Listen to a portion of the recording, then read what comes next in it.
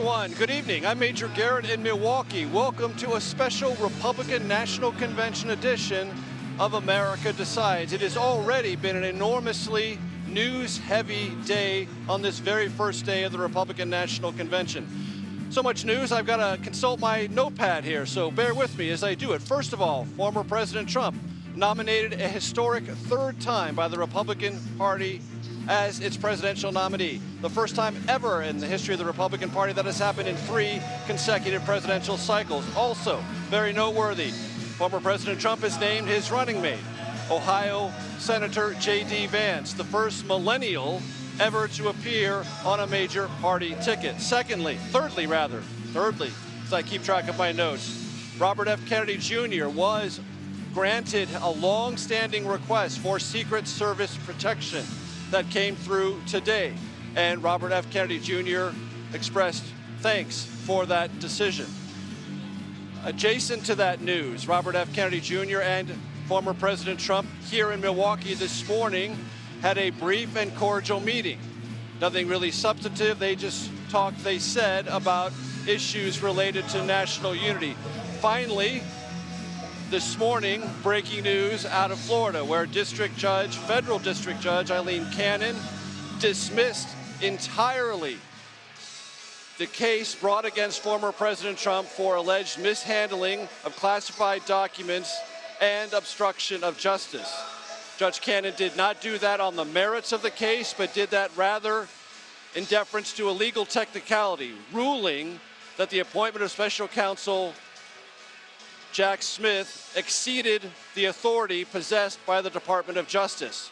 Technicality or not, that case, for all intents and purposes, is off the books. It may be refiled, but for now, there are those in this arena, Fiserv Forum at the Republican National Convention, who will consider it more than a small token of vindication, at least legally speaking, for former President Trump. I want to bring in CBS News political correspondent Caitlin Huey-Burns, who joins me here as we overlook the floor of the Republican National Convention as the music plays. Caitlin, it's been a very heavy news day. Your impressions of day one?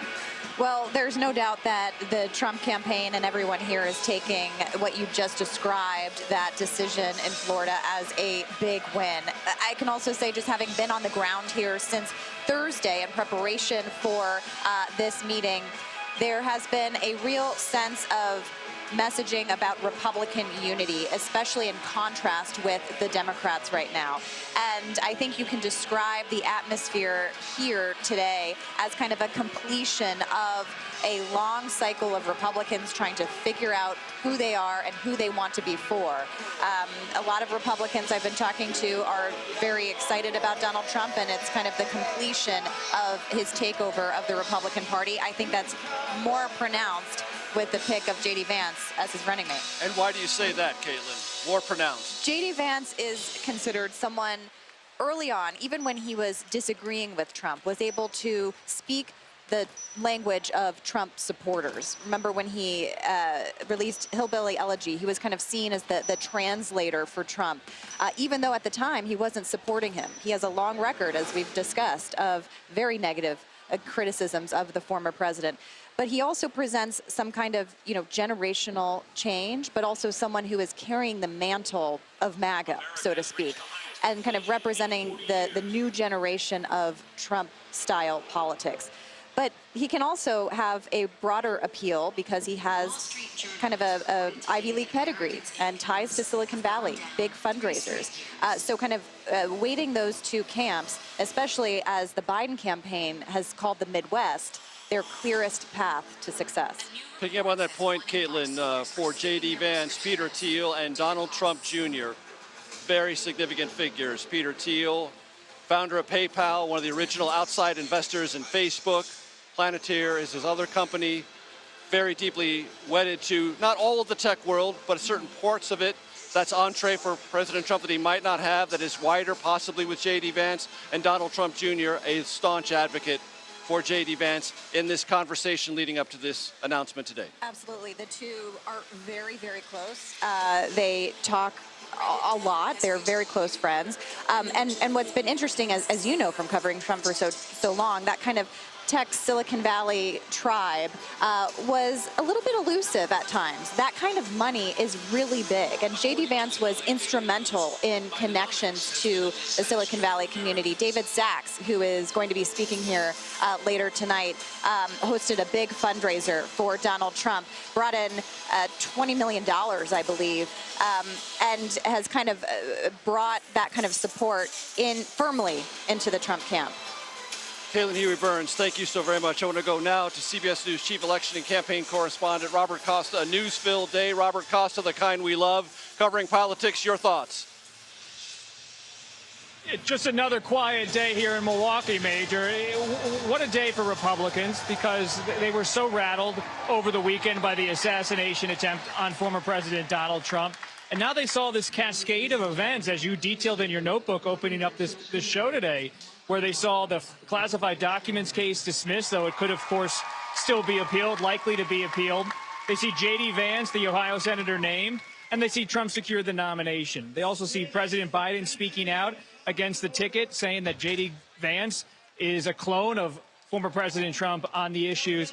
But what I noticed as I was roaming that convention floor just an hour ago, talking to delegates, talking to Trump allies, is that this is a party that really is 8 years on, 9 years on from Trump's emergence on the political scene, fully in his image, and a running mate who's not trying to make an overture to traditional Republicans, but someone who's underscoring on every issue what Trump believes.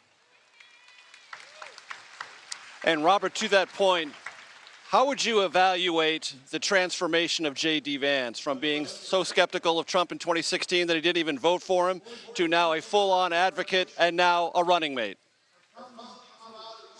It's very rare in American politics to see someone who's in their 30s rise in such a rapid way to a national position, to be a running mate. It reminds me, frankly, of how then Senator Richard Nixon landed on the Republican ticket in 1952 with Dwight Eisenhower. To come really out of nowhere in the House, became famous through his investigations of communism, ultimately lands on the ticket with Eisenhower. A lot of people back in 52, history tells us, were really surprised. Eisenhower, this famous general, is picking Richard Nixon. He's so young. There's some of that reaction today inside the GOP. Some of my sources go, he's 39 years old, a huge age gap with the nominee. But they also understand that Trump is looking to the future, wants someone to carry on his ideological movement, the way he's transformed the party, doesn't want it perhaps to disappear. And to build on Caitlin's excellent reporting, this really is a signal that Trump believes Donald Trump Jr., Tucker Carlson, other family members and allies who want to see Trumpism become a generational force in the Republican Party, not just some spasm that happened early this century. And Robert, I'm so glad you brought up that history of Richard Nixon, because that key element of being young comparatively, Richard Nixon was, explained at least in part his longevity in the Republican Party. We talked at the opening of this show about Donald Trump being the first Republican ever to win the nomination in 3 consecutive cycles. The only one who comes close is Richard Nixon, claiming the nomination in 1960, 68, and 72. But when you start the process when you're so young, your longevity can affect the future of the party for quite a long time. And J.D. Vance is now at the precipice of that kind of open-ended possible influence of the Republican Party, not just now, but for years and years to come. True? That is exactly right. And it's so rare for a political figure to emerge from a literary sensation like Hillbilly Elegy to then move to elected office. Usually you become a literary bestseller after you've won a Senate seat, a governor's race, or a House race. J.D. Vance comes out of an older tradition in this country and abroad in Britain of people who start as columnists. Think about Boris Johnson, the former British Prime Minister, made his name as a writer, as a commentator. David Cameron was a marketing executive. Now you see in J.D. Vance in the United States someone who was writing columns before he wrote Hillbilly Elegy, was building his name as someone who had a conservative voice, came from a working area of this country. But it also should be noted that Trump is someone I've covered for a long time, and he really cares about credentials. He cares about how people, where they went to school, the Ivy League. He sees in J.D. Vance someone who served his country in uniform, but also has these credentials that really appeal to him as a person. Ivy League, Yale Law School for J.D. Vance. I want to go now. Robert Costa, thank you so very much. I want to go now to our senior White House and political correspondent, Ed O'Keefe. Nope. So we're going to go to break. Donald Trump has finally announced his running mate here at the Republican National Convention. More on the former president's decision to add Ohio Senator J.D. Vance to the ticket. You are streaming America Decides. The chair announces that President Donald J. Trump, having received a majority of the votes entitled to be cast at the convention, has been selected as the Republican Party nominee for President of the United States. Let history record. That was the moment House Speaker Mike Johnson announced that Donald Trump was chosen as the Republican Party's nominee for a third time in a row, third consecutive time. That is historic. The former president, as you have probably heard, also selected 39-year-old Ohio Senator J.D. Vance to join him as his running mate. CBS News political director Finn Gomez joins me now. Finn, great to see you. We are now in session 2 of the first day and the first night of the Republican National Convention. They break these things up. Part of the business they had to take care of this afternoon was the official confirmation of Donald Trump as the nominee of the Republican Party. And then the exciting news, J.D. Vance. Give me your thoughts on the afternoon as it leads into this evening. I think that we were, there was a high probability. I think that J.D. Vance was going to be the VP pick, and we did see that happen. Interestingly enough, Major, I just spoke to Governor Mike DeWine, who's the governor of Ohio, yes, of course, and who accompanied J.D. Vance when he made his floor run just a little while ago. Big bear hug. Big bear hug. He was holding him and asked him straight up, like, what do you think? How will this impact the race? And he said, listen, I think that he thinks that he can have an impact on those rust belts that we talked about earlier, those states of Michigan, Pennsylvania, and of course here Wisconsin, where they feel there's that blue-collar, working-class base voter that they feel they can pull into the Republican column and help them win. Or at least have a productive conversation with. He also said that because of his bio, his life story, the fact that he had family members who dealt with addiction and substance abuse, something that with the opioid epidemic, that's something that they think he can relate with a lot of people. That story can relate with a lot of people, which I thought was interesting. I also asked the Major, I was like, who are you going to replace him with? He's like, I don't know yet, is what he said. Because, of course, the governor does appoint in this, but that all has to play out in the course of this election. Probably a little premature, but always a good reporter right. Pressing on what happens next. Finn, very quickly, tonight, this is a focus on the economy. Yes. About 30 seconds. Let me get your thoughts on that. Big quick. They're going to be focused on Trump's economic policies and how they feel that in contrast to the President Biden's policies, that we can sort of revert back to some of their base understanding of the economy, right? Like that they will put more money in your pocket, and you see the signs that they're already handing people out here in the stands that says "Make America Wealthy Again," which of course very Trumpian, but also the big message of this night. Emphasis on inflation tonight. And guess what, America? Nobody likes inflation. And if you're an incumbent running in an inflationary environment, it's tough. I want to go now to the floor of the convention, the senior White House and political correspondent, Ed O'Keefe. Ed, I hope you can hear me. The band is playing with gusto. Tell me your thoughts and what you're hearing and seeing on the floor. If anyone needs a house band in the Milwaukee area, these guys are probably available after this week. Major, as you were talking about with Finn, there's a focus tonight on the economy here down on the floor, and in the speeches we'll hear, this is the kind of sign they're giving out ahead of those speeches: Trump America first, Biden America last. One other thing we're going to do throughout the week, Major, we're looking for the good headwear. The good folks of West Virginia are wearing these. Friends of Cole, Patrick Morrissey, who's running for governor. He was here earlier. All right, that's an early entrant. Look at this. You can see they're wearing them over here. Everyone wave, say hello. All right? So, we were talking to a delegate from Nebraska a little while ago, and she said, I'm exhausted already. That was a lot for this afternoon. And as you've been talking about with Bob and Caitlin and Finn, it was. They've got themselves a vice presidential nominee. They got all that other news you were talking about at the top.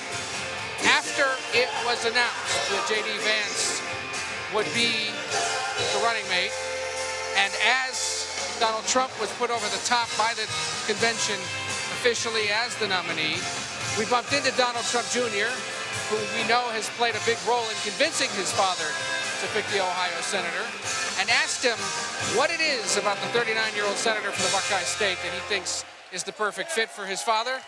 Take a listen. Explain to those watching why you think J.D. Vance is the best man to run with your father. Listen, I think he's lived the epitome of the American dream story. I think he's the guy that's capable of bringing that same success that he was able to have, coming from nothing, coming from Appalachia, and succeeding at a level that no one could possibly fathom.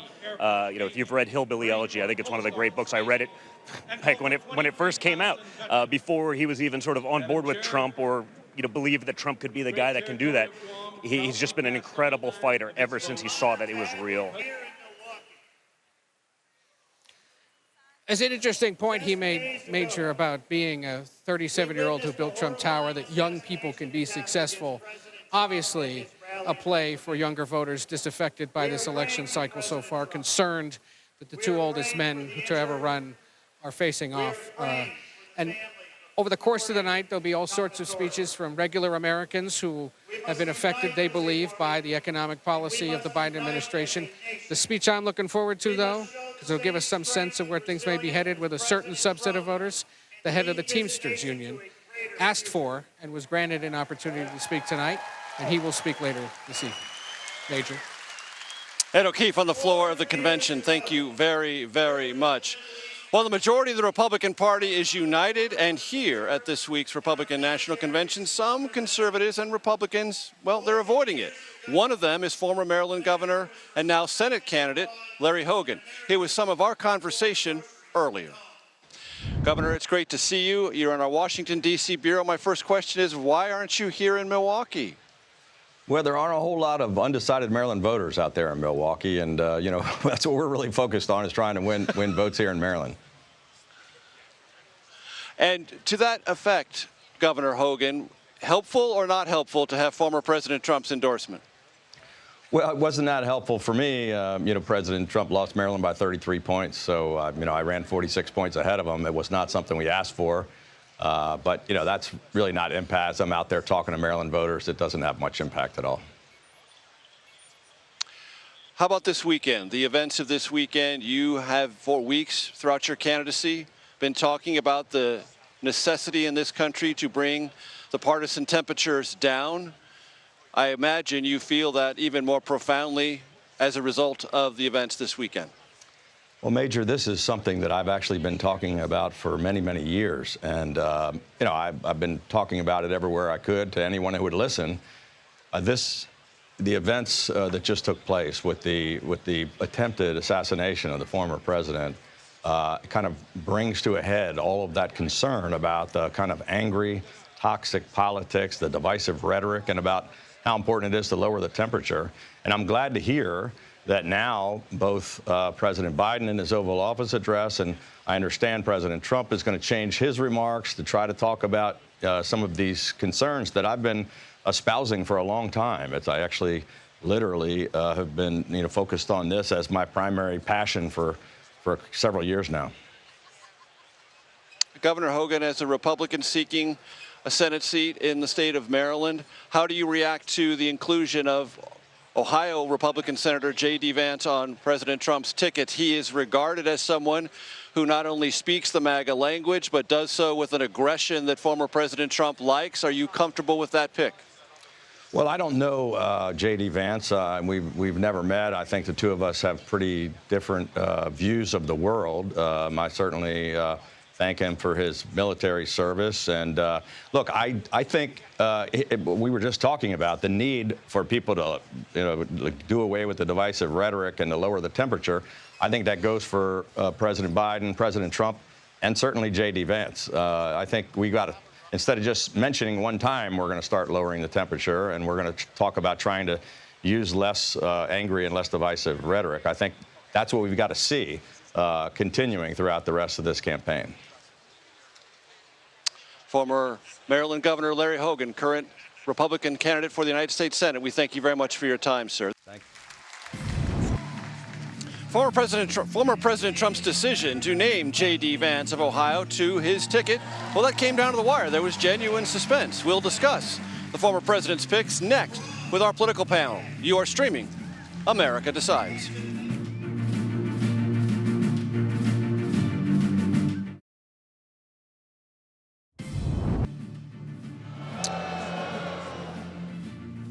Welcome back to America Decides and our coverage, continuing coverage of the Republican National Convention here in Milwaukee. Less than 2 years ago, J.D. Vance was a best-selling author, among other things, and he was in a neck-and-neck race to serve Ohio in the United States Senate. Today, he became former President Trump's running mate. I want to bring in our political panel to discuss this and other news of the day, and there was quite a bit. Aaron Perrine and Chuck Rocha. Aaron is a Republican strategist who was the communications director for Trump's 2020 campaign. Chuck is a Democratic strategist, senior advisor, not so long ago, 2020, for Bernie Sanders' presidential campaign. Aaron, I want to start with you. The impact of J.D. Vance on the ticket, how do you see that? I don't know that it's going to make a huge difference overall for the ticket, but I think it's a smart choice for Donald Trump on a number of fronts. One, I believe that Biden has been hemorrhaging young voters, and J.D. Vance does a good job of trying to be able to bring some of those in for the party. Two, J.D. Vance is a senator, so sending him up to have negotiations on the Hill as the president of the Senate, should they be elected, he's already got those relationships. That's super helpful. And three, his really working class background, being able to tell that story in states like Ohio, Pennsylvania, Wisconsin, that's going to be helpful for the ticket. People vote the top of the ticket, but having a good number two is a great support for a candidate like Donald Trump. Chuck Rocha, you heard President Biden say today that J.D. Vance is, in his words, a clone of former President Trump. Your reaction? Well, I think that it tells you a lot. For those of us who've been covering politics and me running campaigns, it tells me they're really looking at 3 states, which is Pennsylvania, Michigan, and Wisconsin. It also tells me they're not banking on their VP pick helping them get more African-American votes, but instead having a real story to tell to white, non-college educated, blue-collar workers in the middle of Pennsylvania, up in the northern neck of Michigan, and all around Wisconsin, because J.D. Vance, 39 years old, does have a good story to tell that would really, really relate with a lot of working class folks who may or may not have been thinking about voting in this thing. But after what happened on Saturday, and having somebody who looks and acts like them and has this compelling story, and a mamaw and a papaw, just like I used to have, it really does mean something to people. Chuck, the Trump inner circle is very eager to see a vice presidential debate. Venue, time to be determined between Vice President Kamala Harris and J.D. Vance. Size that up for us, if you'd be so kind. I think they're both very articulate. I think it would be a very good debate. And I think it would be the polar opposite of what we saw the other night from both of the candidates. Both of those candidates are in their late 70s or early 80s. You have 2 younger folks. You have a 39-year-old senator. You have somebody who had been a district attorney back in San Francisco. I think it would be like night and day, and I think it would be really good to see, and I think it would get a higher viewership.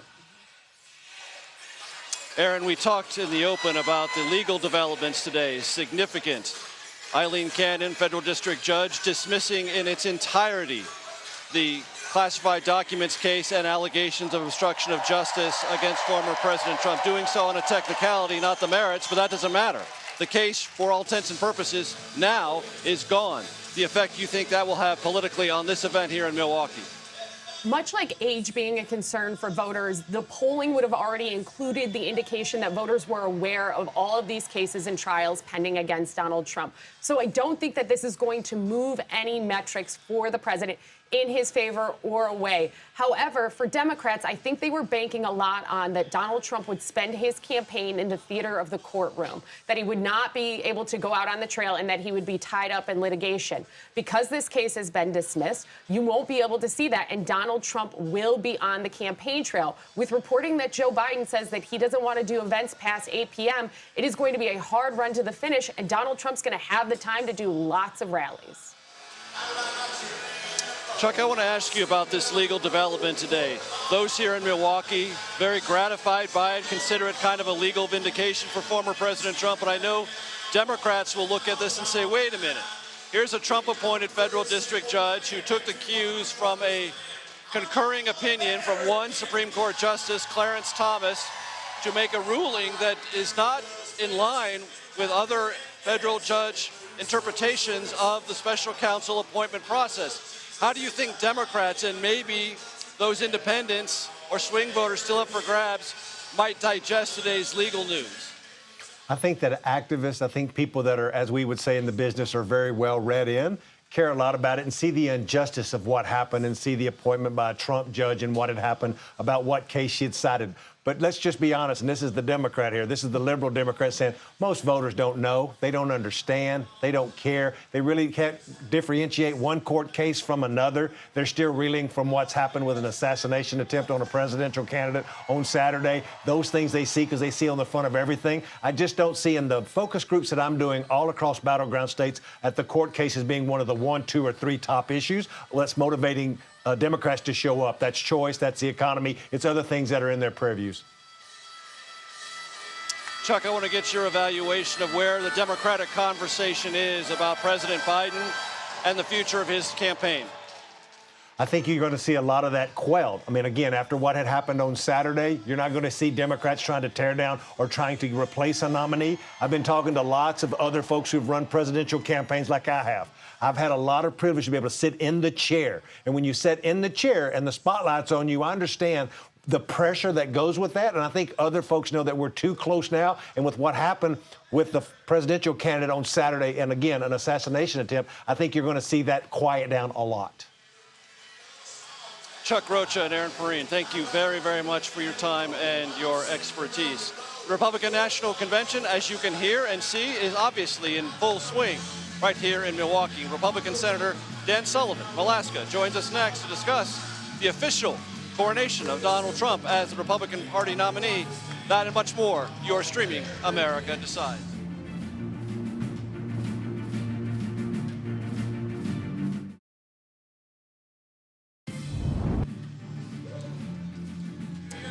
Welcome back to America Decides and our continuing coverage of the Republican National Convention. Look, ladies and gentlemen, every National Party convention is historic in its own right, but this one especially is because something has happened tonight that has never happened before in the long history of the Republican Party. For 3 consecutive election cycles, the same person has been nominated to lead the Republican Party as the presidential candidate, and that person is Donald Trump. He also made very big news today, naming Ohio Republican Senator J.D. Vance as his running mate. I'm joined here at the convention by one of Vance's Senate colleagues, Republican Senator from Alaska, Dan Sullivan. Dan, look at the camera, now look at me. I know that's going to be painful, but let's try to work through that. Sure. Senator, it's great to see you. First too, of all, man. your reaction to J.D. Vance's inclusion on President Trump's ticket. Oh, I think it's a strong pick. You know, J.D. is a good friend of mine. By the way, you know, I just retired out of the Marine Corps, 30 years in the Marines. J.D. is a Marine, and pretty sure, did some research, first Marine ever to be on the vice presidential ticket. And there's never been a Marine president, so I love that as a Marine. But I will tell you this, he's incredibly thoughtful. He comes from a working family background, which has obviously influenced him tremendously. He's seen the challenges of working Americans, including the horrible opioid fentanyl challenges, and he's been a great voice for that, a great voice for veterans. So I think it's a great pick, and you know, he's got a lot of youth and energy. No doubt. And as everyone who knows who's been around any Marines, there are no retired Marines, there are no former Marines, you're always a Marine. Well, I was honored. You know, I retired about 3 months ago after 30 years. JD came to my retirement ceremony, so, you know, we Marines stick together. No doubt, no doubt. It has been described by me and others that J.D. Vance can be fairly described as Make America Great Again 2.0, the next generation of that movement. Do you see it in that light? Yeah, absolutely. I mean, is that a good thing for the party? Well, I think it's, I mean, just look at the enthusiasm here, right? We have, right now, what's going on in this convention, incredible unity, incredible energy, and what I think is not getting a lot of press, and I think it should, a really strong platform. 16 pages, very unifying, simple, common sense ideas, not just for Republicans, for all Americans. I encourage everybody, take a look at it. You read about 20 minutes, and it's a really strong platform on some key issues. In other words, it's not a doorstop like other party platforms that would take a couple of hours to sift through. Not only not a doorstop, Marsha Blackburn, another Senate colleague of mine, she chaired the platform committee, did a great job. I wanted to keep it in simple, direct terms on big ideas, but important ideas. The president read it, I think edited it a lot. I'm pretty sure Joe Biden's not going to edit the 240-page Democrat platform that they'll put out in a couple weeks. Senator Sullivan, what effect do you believe the events of this weekend are having here in this convention and will for former President Trump as he navigates his way through all 4 days of this convention? Well, look, I think the horrific events on Saturday, an assassination attempt on President Trump that came this close, literally within an inch of probably killing him, not only impacts everybody here in this convention as Republicans, I think it impacts Americans. No American wants that. You know, we have our political differences. We can debate those as hard as we can, but political violence should not ever be part of the equation. So it's clearly bringing unity here. You saw President Trump's courage, defiance, which is pretty remarkable, right? Taking a bullet, getting tackled really hard by the Secret Service, and then getting up and showing that defiance and courage. But I think that's for Americans, not just Republicans, and we can't go down that path. Major, we can't go down that path. As you well remember, during the primaries, there was a challenger to former President Trump, Nikki Haley, who served in his administration, dismissively referred to by the former president as bird brain. She was originally not invited to speak at this convention. After the events in Butler, Pennsylvania, there was a reassessment and a sense that no, unity and more inclusion is actually what needs to happen. Give me your reaction to Nikki Haley getting a primetime speaking position tomorrow night at this convention. I think it's great. Why? I think it's great because, you know, she had a lot of Republican voters who still does supported her. And look, you win elections by being a Big Ten. Elections are about addition, not subtraction. And I think that her coming here with the strong amount of supporters that she's had is a good thing for certainly the Republican Party. I think it's a good thing for the country. Where do you think this race sits right now? Every national party expects to get a little bit of a rise, a little bit of a bump out of the convention. Where do you think the race is now? Where do you hope or you expect to see it a week from now? Well, look, I think there's a big difference going on right now, and that's you're seeing here unity, as I mentioned, energy, and a very strong support for a common vision in our Republican platform. If the Democrats are holding their convention right now, I don't think you'd see that at all. You certainly wouldn't see unity. You wouldn't see a common vision, and I'm not sure you'd see this kind of energy. As a matter of fact, I know you wouldn't. Alaska Republican Senator Dan Sullivan. Great to see you. Thank you, Major. Thank you very much. Great pleasure to have you with us. Next, I speak with Congressman Mike Lawler, Republican from New York, and get his reaction to Senator J.D. Vance joining the Trump ticket.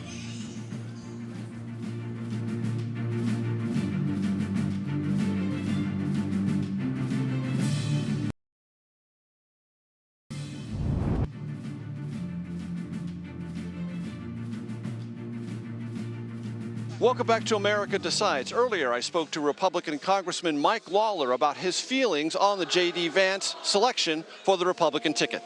You bear a slight resemblance to J.D. Vance, President Trump's pick as the nominee. I wanted to get first your reaction to J.D. Vance being added to the Trump ticket. Well, look, obviously, as you talked about, a new voice, a first millennial on a presidential ticket ever. This is a guy who grew up from humble beginnings. His grandmother was a Blue Dog Democrat. Right. Grew up in the Rust Belt, obviously, enlisted in the U.S. Marines. Wrote a best-selling book about not only his family, but the economic privations that affected that region in which he grew up, which he thought reflected some kind of indifference from Washington about the fate of that part of the country. Absolutely, and that's part of the country that's going to determine who the next president is. You know, the Rust Belt, Appalachia, will have a tremendous impact, starting Wisconsin, Michigan, Pennsylvania, Ohio, obviously. So, you know, he obviously comes from a part of the country that is going to have a big say in the outcome of this election. Again, this is a guy who enlisted in the U.S. Marines after 9/11, served in Iraq, came back home, created a successful venture capitalist business, has his law degree from Yale, obviously has risen pretty quickly in Republican politics. I will say my beard's a little better, but hey, you can't win them all. Duly noted. But look, I think he obviously is going to bring a fresh perspective and a voice for the working class in this country. who, frankly, have hurt under Joe Biden's policies. The cost of groceries, the cost of gasoline, the cost of a home, the cost of rent has gone up astronomically in this country under Joe Biden. And obviously the migrant crisis at our southern border, 10 million migrants coming into our country since Joe Biden took office, larger than the state of Ohio, in which J.D. Vance represents. I want to ask you, Congressman Lawler, about the evolution of J.D. Vance. Anyone who does a quick internet search, types in J.D. Vance, Trump 2016, can find a laundry list of pretty tough criticisms. His rhetoric was rhetorical heroin. He said he might be America's next Hitler. He was someone who said, hey, I know this part of the country. I know their difficulties, and Trump is kind of conning them into thinking he can do more than he actually will be able to. That rhetoric has not only subsided, J.D. Vance has become one of the most articulate and forceful exponents now of the Trump approach to not only rhetoric but policy. Talk to me about that evolution. What does it say, not only about J.D. Vance, but the modern Republican Party under President Trump? Well, look, as you'll recall, during the 2020 presidential primaries, Kamala Harris said a lot of things about Joe Biden, including basically calling him a racist. So, look, things get said during the course of campaigns. But J.D. wasn't a politician back then. Things get said. He was like an observer, speaking on behalf of his people. During the course of the campaign, things get said about candidates all the time. I think at the end of the day, Donald Trump's record during his tenure in terms of job creation, in terms of economic growth prior to COVID causing that shutdown here in America, his foreign policy, his policy in terms of securing the border. Those are the issues that matter to the American people. Frankly, I don't think most people are going to care what someone said 8 years ago. I think they're going to care about what the policies are that are going to impact their life in this election. And I think when, at the end of the day, when this election is decided, it's going to be decided by the American people based on what they saw during Donald Trump's 4 years versus what they've seen during Joe Biden's 4 years. That's going to be the determinative factor. From your vantage point, Congressman Lawler, what effect have the events of the last 36 to 48 hours had on this convention and the future of this campaign? Look, but for the grace of God, we'd be having a very different discussion right now. A very different convention. A very different millimeters difference. And so, obviously everyone is grateful that President Trump survived that assassination attempt. This is a time for moral clarity in our country, for Americans, regardless of your political party or view, to come together around a simple premise. Elections should be decided by votes at a ballot box, not by violence at a rally. And whatever our political differences are, and there's many in this country, and whatever our differences are in policy, we can have that robust debate and still respect each other as Americans. The rhetoric needs to stop. Donald Trump is not going to destroy our democracy if he's the next president of the United States. He's not a fascist. Yes, we have deep differences of opinion. By the way, even within the Republican Party, we have differences of opinion at times. You fight those out through ideas. You don't fight them out through violence. And to me, I think what you're going to see this week is a unified Republican Party because America deserves leadership. They deserve unity focused on the issues that matter to the American people.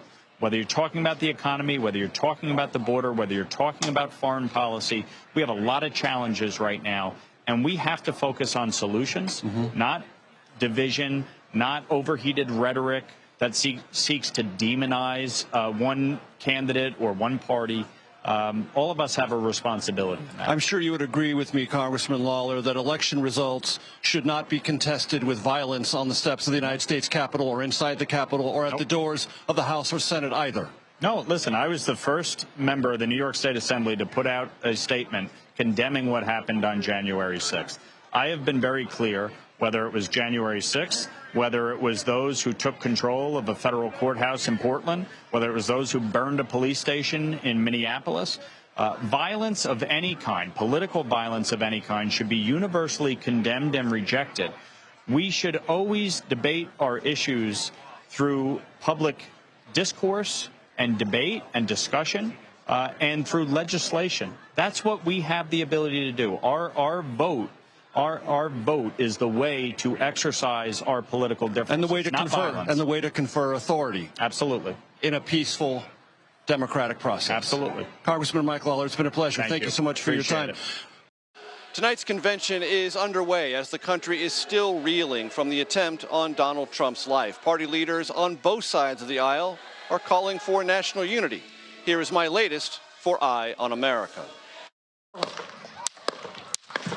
As bullets pierced the air and Donald Trump pitched to the ground, America found itself on the precipice of political horror. Then came the predictable sprint to our partisan corners. I do believe that Joe Biden is responsible for the shooting. The breathless and fact-free race to lay blame for the work of a deranged individual. President Biden sent the order, proclaimed a conservative Georgia congressman. A staffer for a Mississippi Democrat wished the shooter hadn't missed. The Democratic congressional aide later resigned. By morning, though, as a dazed country groped for some alternate sounds and more was known about the shooter, words began to soften. House Majority Leader Steve Scalise. This hypercharged rhetoric just needs to be dialed down. Let's talk about our differences. We have big, big differences. Pennsylvania Governor Josh Shapiro. Political disagreements can never, ever be addressed through violence. A top Trump advisor who at first pointed blame at Democrats deleted the post and sent a memo saying the campaign would tolerate no post-attack harangues. And Trump implored the country to stand united. It's time to cool it down.